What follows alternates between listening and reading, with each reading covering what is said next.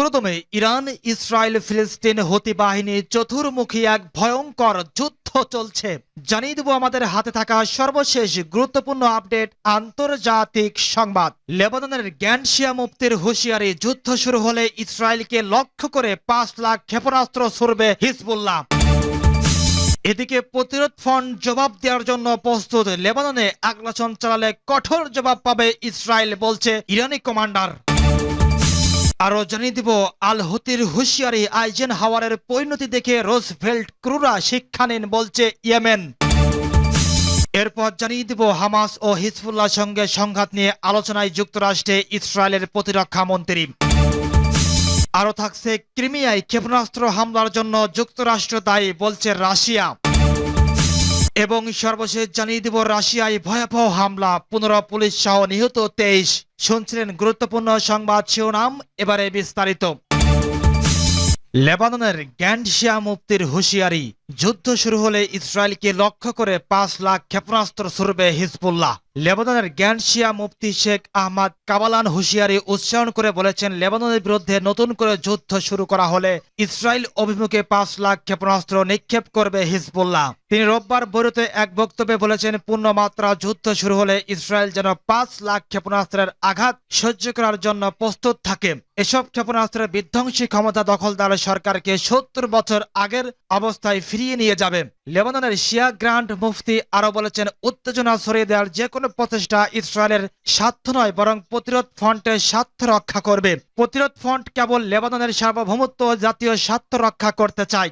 শেখ আহমদ কাবালান বলেছেন, ইসরায়েলি কর্মকর্তারা হিজবুল্লাহকে পরাজিত করা সম্ভব বলে এক চরম বিভ্রান্তির মধ্যে দিন কাটাচ্ছেন। তিনি জানান, ইহুদিবাদী ইসরায়েলের কাছে সমরাস্ত্র ও গোলাবারুদের বিশাল ভান্ডার থাকা সত্ত্বেও গত ৮ মাস ধরে তারা গাজা উপত্যকার প্রতিরোধ যোদ্ধাদের পরাজিত করতে পারেনি। অথচ গাজার যোদ্ধারা সম্পূর্ণ নিজস্ব প্রযুক্তিতে তৈরি সাধারণ মানের অস্ত্র দিয়ে যুদ্ধ করেছে।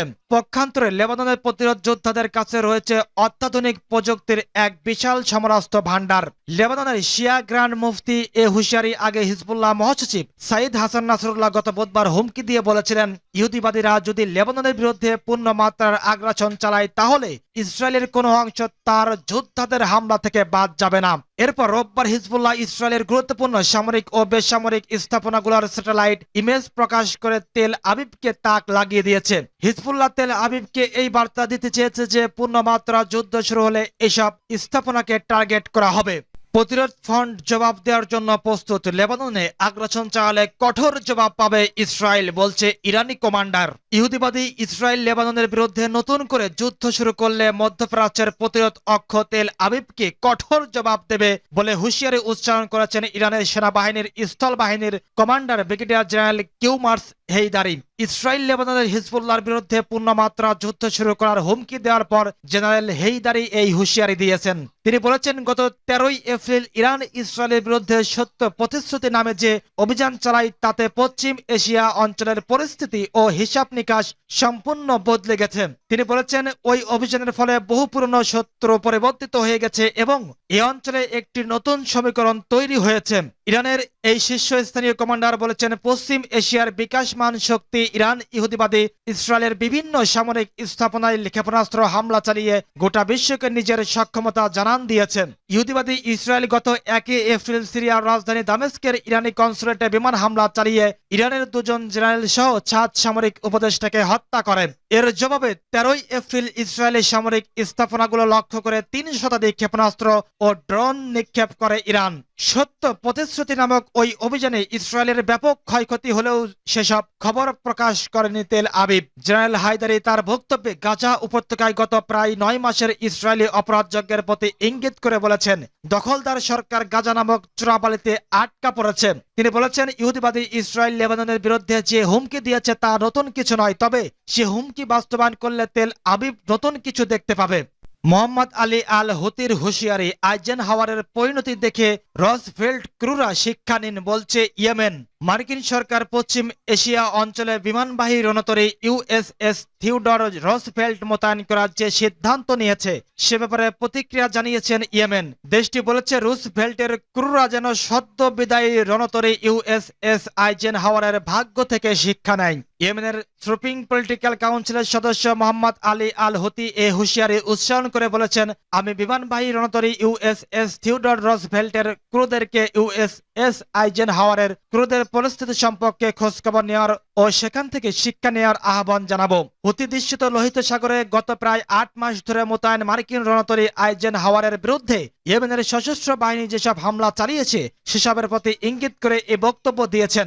মার্কিন সেনাবাহিনী বলেছে প্রায় 8 মাস লোহিত সাগরে মোতায়েন থাকার পর ইউএসএস আইজেনহাওয়ারকে এই সাগর থেকে প্রত্যাহার করা হয়েছে। শনিবার ইয়েমেনের সশস্ত্র বাহিনীর মুখপাত্র ইয়াহিয়া সারি আইজেনহাওয়ারকে লক্ষ্য করে বেশ কয়েকটি ব্যালিস্টিক ও ক্রুজ ক্ষেপণাস্ত্র নিক্ষেপ করার খবর দেওয়ার পরপরই ওই রণতরীকে প্রত্যাহার করার ঘোষণা দেওয়া হয়। ইউএসএনআই নিউজ এরপর জানিয়েছে বর্তমানে প্রশান্ত মহাসাগরে মোতায়েন বিমানবাহী রণতরী ইউএসএস থিওডর রুজভেল্টকে পশ্চিম এশিয়ার দায়িত্ব পালনের জন্য পাঠানো হয়েছে। এদিকে হুতি আনসারুল্লাহ পলিট ব্যুরো সদস্য হাজাম আল আসাদ হুঁশিয়ারি উচ্চারণ করে বলেছেন, ইয়েমেনের সশস্ত্র বাহিনী গাজাবাসীর প্রতি সংহতি জানিয়ে তাদের হামলা অব্যাহত রাখবে। তিনি আরো বলেছেন, আমেরিকা, ব্রিটেন ও ইসরায়েলের সাথে আঘাত হানা বন্ধ হবে না। গাজায় ইসরায়েলি গণহত্যা বন্ধ না হওয়া পর্যন্ত ইয়েমেনের অভিযান চলতে থাকবে। হামাস ও হিজবুল্লাহর সঙ্গে সংঘাত নিয়ে আলোচনায় যুক্তরাষ্ট্রের ইসরায়েলের প্রতিরক্ষা মন্ত্রী। হামাস ও হিজবুল্লাহর সঙ্গে চলমান সংঘাত নিয়ে আলোচনা করতে যুক্তরাষ্ট্রে গেছেন ইসরায়েলের প্রতিরক্ষা মন্ত্রী ইয়োভ গ্যালান্ট। স্থানীয় সময় রোববার তিনি যুক্তরাষ্ট্র যান। খবর দ্য গার্ডিয়ানের। ইসরায়েলি প্রতিরক্ষা বাহিনীর ডেপুটি চিফ অব স্টাফ প্রতিরক্ষা মন্ত্রীর সঙ্গে এ সফরে রয়েছেন।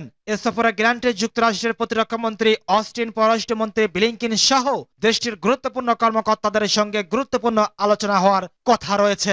গত 7 অক্টোবর থেকে লেবাননের হিজবুল্লাহর সঙ্গে ইসরায়েলের আন্তঃসীমান্ত উত্তেজনা বেড়েছে। প্রধানমন্ত্রী বেনিয়ামিন নেতানিয়াহু সরকারের ইসরায়েলের শীর্ষ মিত্রের কাছ থেকে মার্কিন অস্ত্র, গোলাবারুদ সহ সরবরাহ বন্ধ করার বিষয়ে দ্রুত অগ্রগতির আশা প্রকাশ করেছেন, যা সাম্প্রতিক মাসগুলোতে তীব্রভাবে হ্রাস পেয়েছে।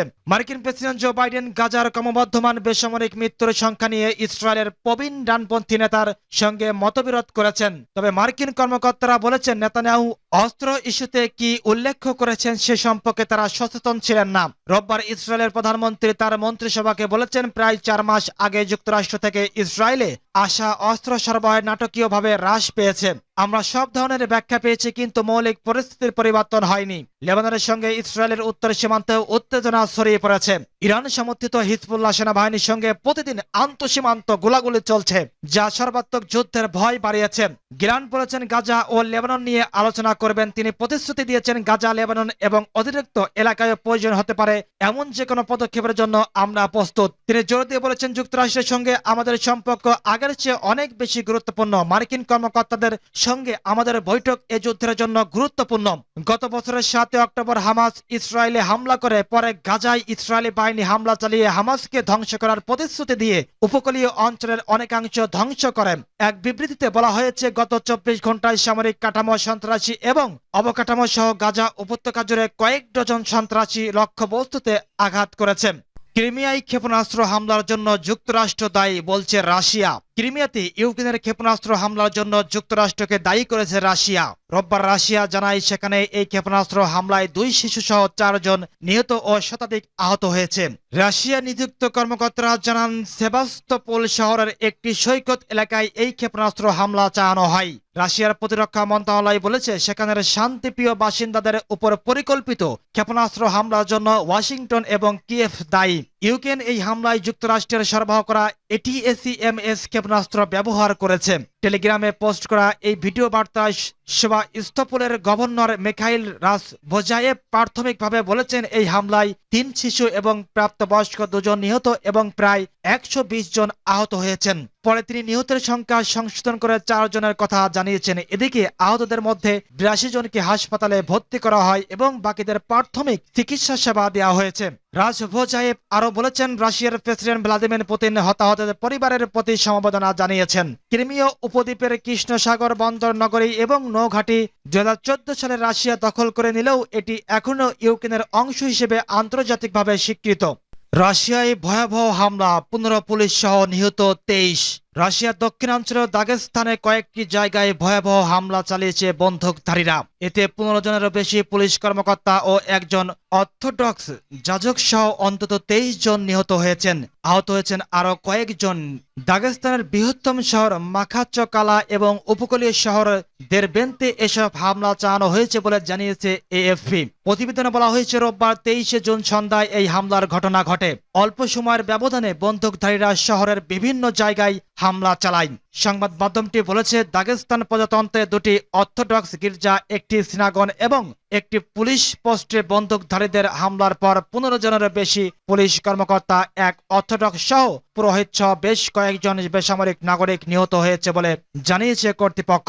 রোববার স্থানীয় সময় সন্ধ্যায় দারবেন্ট এবং মাখাচকালা শহরে সংঘটিত ওই হামলায় আরও অন্তত 12 জন আহত হয়েছেন। হামলার শিকার ওই সিনাগন এবং গির্জা উভয় ডারবেন্টে অবস্থিত, যা প্রধানত মুসলিম উত্তর ককেশাস অঞ্চলের প্রাচীন ইহুদি সম্প্রদায়ের আবাস স্থল। প্রায় 125 কিলোমিটার দূরে দাগেস্তানের রাজধানী মাখাচকালায় পুলিশ পোস্টে গুলি চালায় বন্দুকধারীরা। স্থানীয় কর্মকর্তারা বার্তা সংস্থা রয়টার্সকে জানিয়েছে হামলার ফলে ডারবেন্টের সিনাগগে আগুন লেগে যায়। এছাড়া গির্জা থেকে ধোঁয়া উঠেছিল বলেও জানিয়েছে প্রত্যক্ষদর্শীরা।